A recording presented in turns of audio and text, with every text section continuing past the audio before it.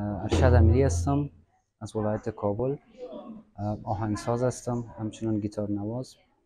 از لیسه موزیک کابل فارغ شدیم و مدت 9 ماه یا 10 ماه تقریبا میشه که بنابر تحولاتی که در کشور ما رخ داد، در ولایت کابل به ویژه، که به باور طالب ها موسیقی کفر است و حتی مورد خشونت قرار می گرفتن هنرمندا، ما ناگزیر مهاجر شدیم به کشور پاکستان و در این مدت 10 ماه مشکلات خیلی فراوان داریم، از جمله مشکلات اقتصادی، آینده مبهم و نامعلومی که داریم و قوانین مثلا مثل ویزا که منجر به 3 سال زندان و اینا میشه، نداشتن ویزا.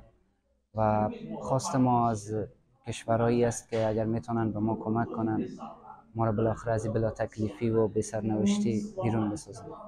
و تقریبا 1 ماه میشه که در رستوران آقچه در هفته 2 روز کار میکنم، گیتار مینوازم. بالاخره مشکلات اقتصادی باعث میشه، چون قیمتی به اوجش است در پاکستان و منبع درآمد و عایداتی ما نداریم، ما ناگزیر باید کار کنیم و ما بنابر مشکلات ویزایی که داریم راحت نمیتونیم به بیرون بریم، چون همیشه دلهوره داریم که مبادا ما از طرف دولت پاکستان دستگیر شویم و بالاخره مشکلات اقتصادی هم فراوان داریم. ما همیشه دلهوری را داریم که اگر هم ذخیره و بودجه که ما داشتیم تمام شود، ما چی باید کنیم، چی بخوریم.